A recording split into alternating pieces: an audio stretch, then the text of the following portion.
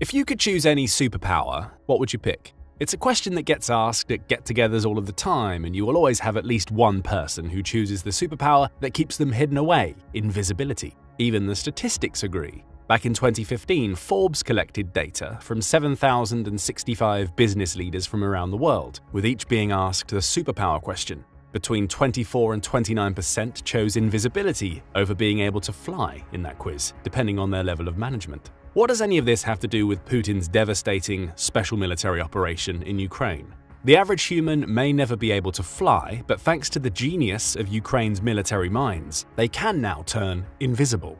That's right, Ukraine has created an invisibility cloak that feels like it was pulled straight out of the Harry Potter books, and it's making Ukraine's soldiers unstoppable. So how does the cloak work? And just how invisible does it make a soldier who's wearing it? We answer all those questions and more in this video, starting with the obvious question first of all, just what is this special cloak? We got our first glimpse into Ukraine's new cloak in October 2023. That's when multiple outlets, including The Independent, started reporting its existence. According to that newspaper, the special cloak had been designed in Ukraine to hide soldiers away from thermal imaging cameras that Russia installs in its tanks, planes, and drones. The idea was simple. A soldier wears the cloak, which blocks all of the thermal energy their body produces. With that energy blocked, Russia's thermal imagers can't spot the soldier in the field, allowing them to go about their missions without worrying that Russian mechanized units and drones will spot them. If you've ever seen the movie Predator, the footage demonstrating the cloak's abilities will show you precisely what it does. In the movie, the titular predator tracks its prey by identifying body heat. Thermal imaging cameras do precisely the same thing, showing humans as blobs of red and yellow on the screen. When a Ukrainian soldier wears his new invisibility cloak, the telltale heat signature disappears, leaving behind a murky mixture of blacks and greys that blend in perfectly with the cooler background images a thermal imaging camera captures. Ukraine's Deputy Prime Minister for Innovation, Education, Science and Technology and Minister for Digital Transformation, Mikhailo Fedorov, was quick to hail the novel invention when it first appeared toward the end of 2023. "Have you ever read about invisibility cloaks in fairy tales?" he asked in a statement. Well, Ukrainians made it. The cloak blocks heat radiation and makes defenders invisible to Russian thermal cameras. It will help our soldiers work effectively during the night. As Fedorov says, the cloak feels like it was pulled out of the pages of a fairy tale. But it's real, and it's being used by Ukrainian soldiers in their fight against Russia. In a separate statement published on the Ukrainian World Congress website, Fedorov goes into even more detail about the cloak. He points out that the cloak defends Ukraine's soldiers from infantry and drones that may be carrying thermal imaging cameras, with a particular focus on special operations groups. Fedorov notes that the cloaks are especially useful against enemy snipers or special operations forces groups that perform combat tasks, hailing the cloak as just one of the developments that will help save the lives of our soldiers at the front. He's not wrong. We get an even better idea of how the cloak works thanks to a video Fedorov shared on X. The footage shows a pair of soldiers standing side by side as they're filmed using a thermal imaging camera. Both give off a telltale red and yellow heat signature that Putin's drones and mechanized units would use to pinpoint their positions in the field. It's only after closely inspecting the video that you realize there aren't two soldiers at all. There are three. One soldier standing to the left of his two comrades has been hiding in plain sight the entire time. The only slight hint that he's even there comes from a small heat signature generated by his face. All the soldier has to do is turn around, lie down, or cover his face, and the thermal imaging camera wouldn't pick him up at all. So we come to more questions. How does Ukraine's invisibility cloak work, and where does it come from? Fedorov answers the second question for us. He attributes the design and development of the cloak to Brave One, which is a Ukrainian government initiative created to encourage the country's scientific minds to innovate on the battlefield. That initiative isn't limited to Ukraine. The country's government has created a digital platform through which it welcomes international partners, including military minds from the likes of the United States, to collaborate with them on technological ideas that could help Ukraine in its defense against Putin's invading forces. And anybody can join. You only need to register to the Brave One online portal to submit your idea to the system. The Brave One team then examines the idea, delivering feedback and providing assistance to fund and ensure its development if Ukraine identifies the project as something that might help on the battlefield. It's through Brave One that we meet one of the cloak's co-creators, Maxim Boryak. He, along with Fedorov, provides more details about how the cloak works. The clever invention weighs around 5.5 pounds, making it lightweight enough to wear on the battlefield without discomfort, and portable enough to fold up and transport in a rucksack when it's not in use. It's also an all-weather cloak. The wearer is protected from the cold, snow, and rain when conditions get rough. And during summer, when temperatures in Ukraine can climb up to and above 71.6 degrees Fahrenheit, the cloak ensures the wearer doesn't burn up thanks to intelligently placed ventilation throughout. but it's the cloak's material that's the highlight. Though Boryak doesn't share the precise material used, likely to ensure that Russia doesn't copy his idea, we know that it's a combination of insulator and reflector. The outer material reflects any incoming heat away from the cloak, keeping it cool and ensuring the garment doesn't show up on thermal imaging cameras. Internally, the cloak insulates the wearer, keeping their body heat inside from where it slowly escapes via a series of small ventilation slits. That heat escape is so controlled that it barely shows up on thermal images at all, rendering the wearer practically invisible. Cleverly, the designers have also designed the outer material to offer standard camouflaging effects. That gives the cloak utility in the daytime. A Ukrainian soldier need only lie down, and they become difficult to distinguish in forested and leafy areas. The cloak also covers almost the entire body, as it's fitted with a hood that goes over the soldier's head. Only a scrap of body heat escapes via the face, and that's only if the soldier's face is uncovered. Boryak says that Brave One has already developed masks and face coverings that offer similar thermal invisibility properties that would render a cloak wearer practically invisible to thermal sensors. It's an ingenious idea, and it's a concept that brings us to another question. How will this new invisibility cloak help Ukraine in its fight against Russia? We've already touched on the main benefit in terms of the cloak's ability to hide Ukrainian soldiers away from the thermal imaging cameras Russia uses on the battlefield. To understand why that's so important, we need to dig into how the thermal cameras work and why they're so dangerous to Ukraine's troops.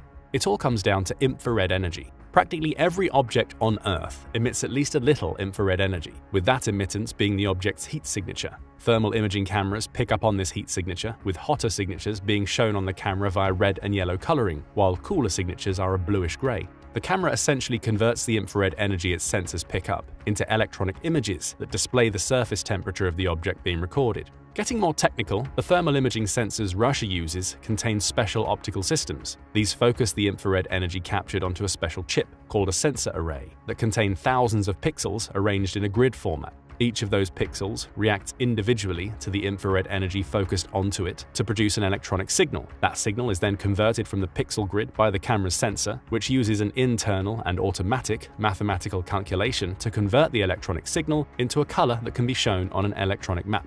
Temperature gradients are depicted using different colors, such as red for hot, with the camera's sensor developing a matrix of these colors to show the approximate temperatures of everything the camera catches. Many thermal imagers also incorporate a standard visible light camera. This allows the carrier to snap shots of standard images along with their thermal counterparts, allowing them to compare and ultimately zero in on the location of anything giving off a heat signature. What does this all mean on the battlefield? Well, imagine you're a Ukrainian soldier making your way through a forest en route to a Russian target. The trees around you are fairly cool, even during the summer, and your own exertions have raised your body temperature, along with the temperature of your clothes and equipment. If a Russian drone points its thermal imaging camera in your direction, it's going to see you as a moving blob of red and yellow against a blue-gray background of trees. Now the drone knows exactly where you are, and it can beeline toward your position. When it arrives, you're ambushed and the drone takes you out. Your mission is unsuccessful.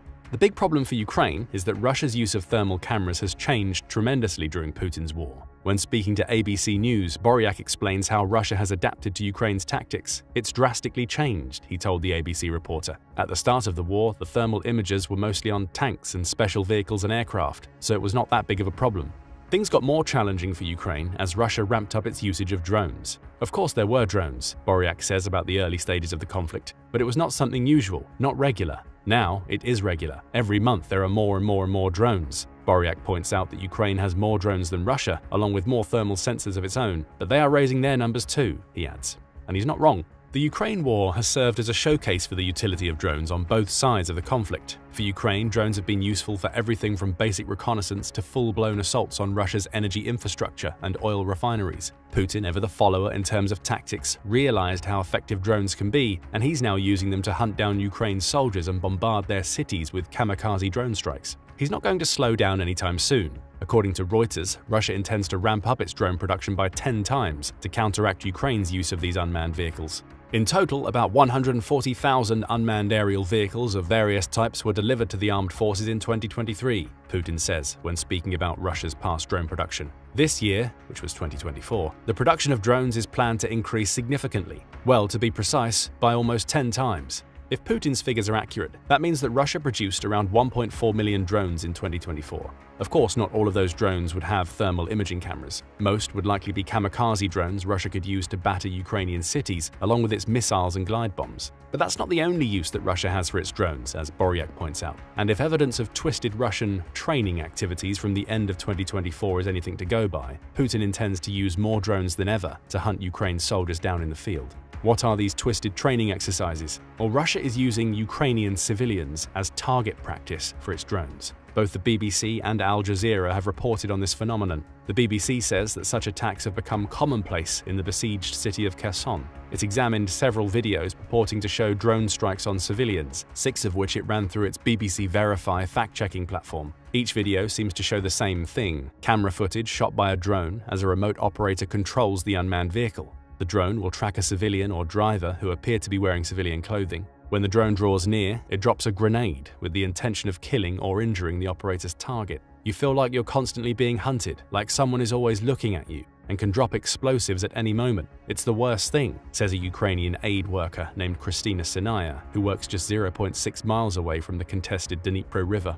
Al Jazeera's report is no less disturbing. It says the summer of 2024 saw Russia adopt a new drone tactic in which it used dozens of unmanned aerial vehicles to follow cars in cities where Ukrainians still live. Those drones hone in on their targets in what the outlet calls a video game-like chase before dropping grenades. The last 2 months of 2024 saw 16 people die and 144 injured by these attacks. Those drone strikes have a dual purpose. They sow seeds of terror among those brave enough to still live in the Ukrainian cities being targeted by Putin's invading forces. But they also serve as a terrible form of training, according to Kherson's deputy mayor Anton Yefanov. Russians in Kherson do not simply terrorize the population, they train on civilians. They practice in Kherson and then get transferred to Donetsk, where combat is more difficult due to close contact. We intercept many videos showing Russian soldiers hunting for people, says Yefanov.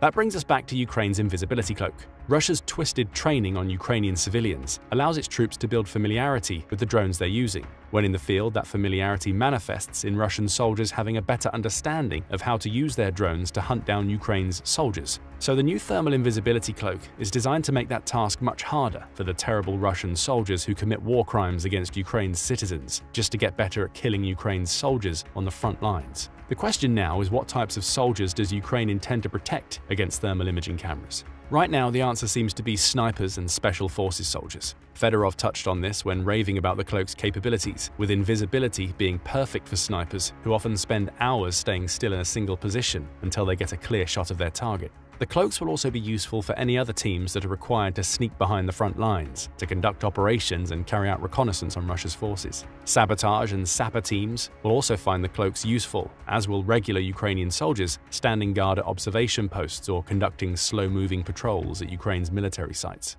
This limited utility reveals something else about Ukraine's invisibility cloaks. They're not perfect. Boryak is transparent about how the cloaks aren't suited to all military applications yet. The cloak's masking properties are preserved indefinitely as long as the person in the cloak moves very slowly, so that the human body does not additionally release excess heat. For example, when moving quickly over terrain, says the cloak's co-creator. That need to move slowly unfortunately means the cloaks aren't especially suitable for general infantry use and won't shield Ukrainian soldiers in the midst of nighttime raids against Russian positions. The cloak is designed for the slow positioning of a person in the place of dislocation and cannot be used during rapid movement, Boryak adds, before noting that the ventilation shaft that keeps the wearer cool could also be giveaways to Russia's thermal imaging technology if excess body heat is produced, such as what happens when running. Those conditions for the cloak may limit its utility, but they also make it perfect for the slow-moving snipers and special forces groups that are already putting it to good use in the field. The only further limitation Ukraine faces is one that has affected it throughout Putin's invasion: volume. When asked if Ukraine has enough of these cloaks by ABC, Boryak is frank about the situation. Of course not, he tells the reporter. There will never be enough of anything in the war, in the army. He then explains that it takes an enormous amount of work to produce just one of these invisibility cloaks. They are very, very hard to produce. One man can produce one cloak in 2 days if they work full workdays, he says, before revealing that there may be as few as 40 of the cloaks on the battlefield. Does that mean that the invisibility cloaks can't be the game changer Ukraine would want them to be? No. According to Newsweek, Boryak's team has a production capacity of 150 units per month if it's able to gain funding from either the Brave One project or Ukraine's many Western allies. He also says that his team could increase production if needed. The presented sample is ready for mass production and wide application in the area with the presence of natural vegetation when a person is in any position, standing, sitting or lying down. In other words, Ukraine's invisibility cloak is ready to go. It just needs the requisite financial and manpower pushes to bring up production levels. Boryak's team is also still working on the cloak. His future plans include improving our product so that it can be used for fast movement in open terrain. Research is being conducted in this direction in cooperation with other scientists, he says. That research includes testing of different materials which Boryak hopes will expand the cloak's masking properties. So it may not be long before we see more of these clever cloaks on the battlefield. And it gets worse for Putin. Boryak's team isn't the only one working hard to make Ukraine's soldiers invisible. In the wake of Boryak's innovation, Ukraine's Ministry of Defense approved testing on more anti-thermal cloaks, with 5 entering this examination phase early in 2024. We need to create a material that absorbs infrared radiation and has low thermal conductivity. Our goal is to camouflage military personnel and equipment from the enemy as reliably as possible, claimed Ukraine's former Deputy Minister of Defense Vitaly Povilenko. Ukrainian World Congress also points out that Ukraine now has access to samples of similar thermal camouflaging technology from its NATO partners, including Saab's Barracuda tech and samples of armored vehicles from Sweden that can evade thermal imaging. Boryak's cloak makes slow-moving Ukrainian forces invisible to Russia's thermal sensors. These additional technologies may help Ukraine develop thermal camouflage that's suitable for the entire Ukrainian military. There is one small wrinkle in this plan. Just as he did with Ukraine's use of drones, Putin is keen to copy the technology Ukraine is using to make its soldiers invisible. Russia's version is akin to a cocoon that a soldier places over their body so they can sprawl into position. It's cumbersome and nowhere near as versatile as the Ukrainian cloak. However, it also serves as a reminder that Russia will always try to copy any innovations it sees on the battlefield. Ukraine's job, along with NATO's, is to always ensure that its technology is better and more effective than the haphazard copies that Russia creates. So what do you think about Ukraine's invisibility cloaks? Do you think Boryak, with the help of Brave 1, will be able to move into mass production? Could these cloaks be game changers in the Ukraine war, now that Putin is increasingly relying on drones? Let us know your thoughts in the comments, and thank you for watching the video. Now go and check out how Ukraine's paper planes are destroying Russia's military, or click this other video instead.